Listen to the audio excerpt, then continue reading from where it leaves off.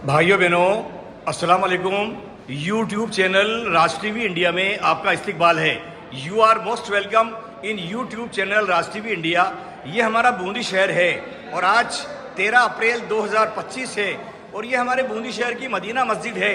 और आज इस मदीना मस्जिद के अंदर राजस्थान हज वेलफेयर सोसाइटी बूंदी ब्रांच की तरफ से यहाँ पर हाजियों का एक तरबियत का कैंप रखा गया है और उस कैंप के अंदर सभी हाजी हजरात तशरीफ लाए हैं। तो तरबियत के अंदर हमारे जो एक हाजी साहब हैं, मैं उनका इस्म मुबारक, इस्म शरीफ उनके लबे मुबारक से बताऊंगा। ज़्यादा समय ख़राब नहीं करके सीधा उनकी तरफ आ जाता हूँ, मुखातिब हो जाता हूँ। अस्सलाम वालेकुम। क्या इस्म शरीफ है? हाँ, मैं इसमें शरीफ हूँ। क्या नाम है आपका? मुश्ताक अहमद अंसारी। कहाँ से तशरीफ लाए हैं? पानी जिला बूंदी राजस्थान। तो हज बैतुल्लाह के अजीम सफर पर 2025 में आपका नंबर आ गया है। नंबर आ गया है। तो आपके साथ हज्जन भी जा रही हैं? के साथ जा रही हैं। तो आपका हमने एक बहुत जोरदार रोल देखा है यहाँ। आज आप एक चार्ट बना के लाए हैं, तो उस चार्ट की तफसील बताएं हमारे हजारों भाइयों को। उस चार्ट के अंदर मैंने क्या पूरे रमजानों में मुताला किया बहुत सारी किताबों का। हाँ। मुताला करने के बाद में उसमें मैंने उसको एक चार्ट के रूप में एक शक्ल दी, मतलब प्रैक्टिकल करने के लिए जी, हाजियों को बताने के लिए, हमारे भाइयों को उसका लाभ मिल सके। हाँ। और सही तरीके से अंजाम हज हो सके उनका। हाँ। पूरे अरकान कर सके वो, उसके लिए मैं ड्राफ्टिंग किया है। तो उसके अंदर मैंने घर से निकल कर हवाई अड्डा जयपुर राजस्थान सांगानेर तक जाने के लिए जो कुछ दुआएं होती है अपने घर से सबसे पहले चार्ट में दर्शाया कि सांगानेर हवाई अड्डे तक जाना है। हाँ। उसके बाद में फिर मैंने वो घर से जो निकलते दुआ, सफ़र में बैठने की दुआएं, और हवाई अड्डे पे एहराम बांधते मदीना मक्का जाते हैं जब, तो लेकिन मदीना जा रहे हैं हम सारे राजस्थान के सारे लोग, तो हमें एहराम नहीं बांधना है। वहाँ से फिर हमें जो है हवाई जहाज से मदीना जाना है। सांगानेर हवाई अड्डे से जो मक्का तशरीफ ले जाएंगे उनको एहराम बांधना है, और जो मदीना तशरीफ ले जाएंगे उनको एहराम नहीं बांधना है। तो राजस्थान के हाजी मदीना तशरीफ ले जाएंगे तो उनको एहराम नहीं बांधना है। राइट। आगे बताइए। और 10 दिन तक वहाँ का क़याम करना है, 8-10 दिन 12 दिन, जो यानी कि 40 वक्त की नमाज पढ़नी पड़ती है। हाँ। तो वहाँ पर आप सल्लल्लाहु अलैहि वसल्लम का जो गुंबज खिजरा है उसकी सलाम दुआ करने हैं वहाँ पर। हाँ। और वहाँ से जो है 40 रकातें पढ़कर और वहाँ से फिर जो बसों के द्वारा मदीना से मक्का की तरफ होटलों के अंदर वहाँ जो ठहराया जाएगा। एक दिन की 5 नमाज के हिसाब से 8 दिन की 40 नमाजें हो गई। 40 नमाजें हो गई। हाँ। तो 40 नमाजें पढ़ना जरूरी होता है वहाँ। हाँ। तो फिर वहाँ से वो हमें रवाना कर देते हैं। उनका टाइम टेबल फिक्स होता है हज कमेटी ऑफ अरब का। तो वहाँ से वो बसों के द्वारा मक्का ले जाया जाता है, होटलों में ठहराया जाता है। वहाँ से फिर वो जो है मक्का शरीफ के जो उम्रा करते हैं, मतलब यानी कि मदीने के अंदर ही वो पहन लेते हैं एहराम। तो वहाँ बिना एहराम के वहाँ अदूद में जाने के बाद वो वहीं पहन लेते बस। तो वहाँ से पहनने के बाद फिर जो है वहाँ पर उसका तवाफ भी करते हैं। तो मदीने से मक्का का सफर by train, by bus, by air? By bus है। बाई बस ही है। बाई बस ही होता है। 560 किलोमीटर की दूरी है। तो उससे मतलब जो वहाँ पर पहुँचा जाता है और फिर जो है वो उम्रा करते हैं, मतलब पहुँचने के बाद। अच्छा, जिसने भी चार्ट देखा है सब ने तारीफ की है। आप हमें चार्ट बता सकते हैं? बता सकते हैं। हमने आपको वीडियोग्राफिंग भी उसका हमने दे दिया है, आपको वो मैसेज भी कर दिया है उसका, और PDF भी बना के आपको दे दिया हमने। अच्छा, चार्ट आपने हमको भेज दिया है? हाँ, भेज दिया हमने। बड़ी मेहरबानी आपकी, आपने बहुत अच्छा बनाया है। तफसील का वीडियो नहीं बना पाएंगे आपका। इंशाल्लाह जब आप लौट के आएंगे तब मैं आपके दौलत खाने पर हाजिर होऊंगा और फिर आपका तफसील से वीडियो बनाएंगे। ओवरऑल आपने मेहनत बहुत करी है। हमने हमारी 60 साल की उम्र में ऐसा बढ़िया चार्ट कभी नहीं देखा। आपको दिल से बहुत बहुत शुक्रिया। आपका सफ़र अजीम अल्लाह कबूल करे और हमारे हक में भी दुआ कीजिए इंशाल्लाह। अच्छा, कोई सवाल हमने नहीं किया हो और आपको शॉर्ट में बताना हो? कोई सवाल नहीं किया हो? और सवाल वो नहीं किया है कि जैसे मतलब जो मीना में मुजदलिफा में हज के जो 5 दिन अय्याम होते हैं, हाँ, कंकरा मारना करना, वो तफसीली वीडियो हो जाएगा। तफसीली इंशाल्लाह फिर मुलाकात होगी। अस्सलाम वालेकुम। वालेकुम अस्सलाम। शख्सियत जो अभी तरबियत कर रहे थे आज के अरकानों की, उन्होंने बहुत ही बेहतरीन तरीके से बारीक अंदाज में, जो हमें भी पता नहीं था, बहुत से हाजियों को पता नहीं था, बहुत से उलमा इकराम को पता नहीं है, ऐसी बारीकी से माहवार के औरतों के मसाइल बताए हैं, बहुत ही मुझे पसंद आए। उनमें मैंने अपनी कोशिश करी है बिना देखे हुए मक्का और मदीना का किताबों के अंदर मुताला करने के बाद मैंने एक नक्शा तैयार किया है और इसको मैं एक छड़ी से बताना चाहता था। यहाँ एक स्टैंड होता उस पर लगाता और आधे घंटे के अंदर मैं पूरी तरबियत इसके अंदर बता सकता था, लेकिन स्टैंड नहीं होने की वजह से मैं ज़्यादा बेहतर तरीके से बता सकूँगा। और मैं वहाँ पर जब हज करके आऊँगा तो उसके बाद इंशाल्लाह जो भी मैं वहाँ देखूँगा अपने आँखों से वहाँ जो कुछ मैं देखूंगा जो इसमें कमी रह गई है उसको इसके अंदर और शामिल करते हुए इसका कंप्यूटराइजेशन करूंगा और कंप्यूटराइजेशन करने के बाद इंशाअल्लाह आप सभी अज्जात अकराम को एक एक को भी मैं अपने पेश करने की कोशिश करूंगा। तो इसके अंदर मैंने 2 पार्ट करे हैं। मैनुअल लो। हाँ, मैंने इसके अंदर 2 पार्ट किए हैं, एक है मक्का शरीफ हज बैतुल्लाह और दूसरा है काबा शरीफ, ये अपने मस्जिद नबी। काबा शरीफ के अंदर जो है हम घर से रवाना होंगे तो यहाँ पर मैंने घर लिखा है, घर पे हमें क्या क्या करना है। मस्जिद में नमाज पढ़नी, घर में नमाज पढ़नी है, 2 रकात नफिल, सफ़र की नीयत करनी है। इस तरह से मैं बहुत शॉर्ट में बता रहा हूँ, मतलब टाइम नहीं है, मेरे पहले से बहुत से लोगों ने बता दिया और अब मेरे बाद भी कोई बताने वाले हैं, इसलिए मैं आपका सारा ज़्यादा टाइम नहीं लेके बहुत मुख्तसर रूप पे बताना चाह रहा हूँ। बात तो 2 घंटे की है लेकिन मैं आपको ज़्यादा 15-20 मिनट के अंदर मुख्तसर रूप से समझाना चाहूँगा इंशाअल्लाह। तो ये घर से चलेंगे तो घर पे क्या क्या करना है मैंने इसमें सब कुछ लिखा है। घर के बाद बस से या रेल से ट्रेन से सांगानेर हवाई अड्डे पे पहुंचना में राजस्थान के हाजियों को, यहाँ से उड़ान है, कॉम्बिनेशन पॉइंट है हमारा, तो वहाँ से पहुंचकर हवाई अड्डे पे पहुंचेंगे तो वहाँ क्या क्या करना है हमें, वो क्या क्या प्रक्रिया अपनानी है। वहाँ से जिसकी मदीना को उड़ान होगी उसका एक हवाई जहाज बनाया मैंने, उसकी हवाई पट्टी यहाँ पर दी जो यहाँ पर मदीना हवाई अड्डे पे पहुंचेगा।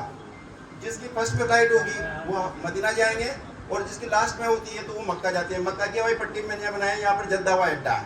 हवाई अड्डे में जब पहुंचेंगे यहाँ पर हाँ राजस्थान से अभी जो प्रोग्राम दिया है 1 से 8 का वो सब मदीना जाएंगे, इसलिए एहराम बांधने की जरूरत नहीं है।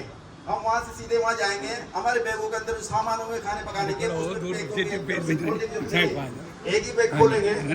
इस तरह से मतलब जो यहाँ पर जो ज़ियारत की जगह है, ये ज़ियारत की जगह मैंने यहाँ पर लिखी हुई है, जो रियाजी जंगला के अंदर 7 खंबे लगे हुए से उसके ऊपर नाम लिखे हुए हैं, वहाँ पर 2-2 रकात नमाज पढ़नी है निफल। वो मुख्तसर रूप में मैं बता रहा हूँ। ये मतलब ये सतून अन्नान है। सतून अन्नान वो जगह है जो नबी करीम सल्लल्लाहु अलैहि वसल्लम खुतबा दिया करते थे, वहाँ पर उसको सतून सन्ना वो मतलब एक खंबा बनाया गया है। ऐसे बहुत सारी बातें हैं, मैं लगाऊंगा तो बहुत टाइम लग जाएगा। ऐसे बहुत सारे 7 सतून है ये हज़रत आयशा का सतून में इस तरह से है। और ये मस्जिद मदीने की ज़ियारत गाह है, जो 10 ज़ियारत जगहें जहाँ पर हमें देखना है वहाँ पर क्या क्या करना है, तो ज़ियारत गाह हैं। और इसके अंदर जो है फिर यहाँ पर जो है अपन मक्का के अंदर यहाँ रहेंगे तो अब मैं बता रहा हूँ 5 अरकान जो हज के खास तौर से हैं मुख्तसर रूप से। जब यहाँ पर हम हमारे बिल्डिंगों के अंदर रहेंगे, होटलों में रहेंगे तो वहाँ पर एहराम बांधेंगे। एहराम बांधने के बाद या नबी या नबी या नबी या नबी गुनगुनाता हुआ मैं मदीने चला, मैं मदीने चला, मैं मदीने चला। एतबार से इनको ले लिया जाता है। तो ये नीचे क्या अहमद है जिसको ये खोल के दिखा रहे हैं और कैसे बांधेंगे जरा दिखाएं, और ये पैरों को किस तरह रखना है ताकि चलने में आसानी हो। पैरों को चौड़ा कर ले पैरों को ये इस तरह से, ताकि आप जब चलेंगे तो ये सामने नहीं आएगी। जरा इसको बांधिएगा। क्यों कैसे बांधेंगे, बगैर गिठान के और किस तरीके से इस पर बेल्ट बांधी जाएगी, जरा गौर से देखें। और ये टखने भी आपके इसको खुले रहेंगे।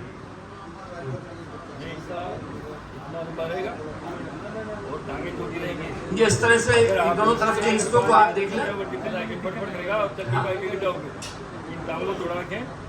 और बाएं से इसको दाएं तरफ लाएं।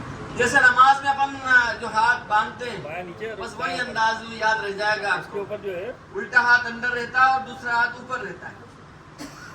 इसको ये देखें दायां ये इस तरह से ले लें। जो है बाएं लाए यहाँ तक, और इसको फिर बाएं से जो है दाएं ले गए और इसको पलट दीजिए, पलट दिया और पलट, और ये नाप जो है आपका ढका रहेगा। ठीक है। अब बेल्ट ले लीजिए। ये बेल्ट जो है ये प्रेशर रख, लेकिन ये इसके बैग के लिए नहीं है, ये आपकी जो है जरूरी चीज़ों को छुपाने के लिए और उसके रखने के लिए होती है। इसको लेकर के और इस पर लगा दें यहाँ पे।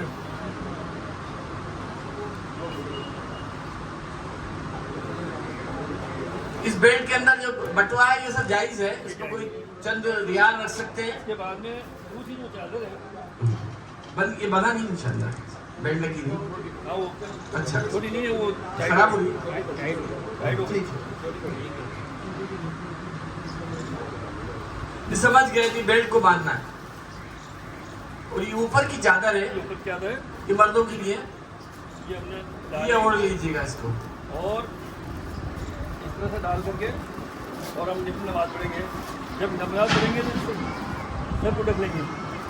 जैसे ही हम सलाम फेरेंगे सर खुला कर देंगे। एक बात रह गई थी असल में, जब बात बयान हो रहा था इस्तिबा।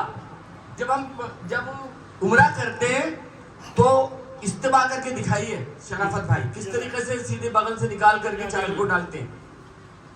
ये तो है अमूमन मामला। और जब उम्रा करेंगे, वो जब दवा करेंगे उस वक्त में जो है ये दाया कंधा खुला रहेगा और ये हिस्सा जो है इसको इस्तिबा कहते हैं। इसको इस्तेमाल करते हैं।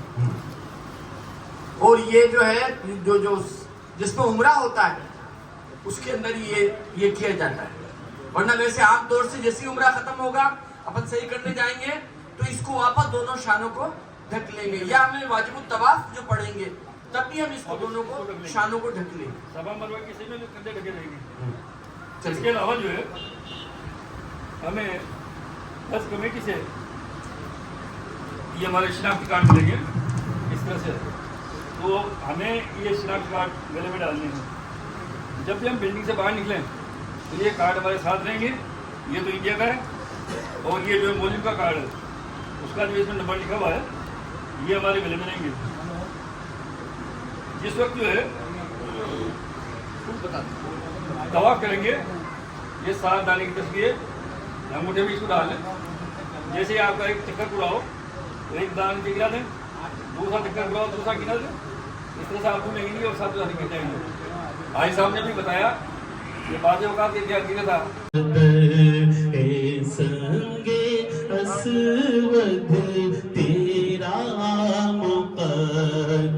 करीम सल्लल्लाहु अलैहि वसल्लम ने सब फरमाया था, बहुत से साहब ने बात कर, बहुत से साहबी जिन्होंने बात कर रहे थे वो चिल्ला उठे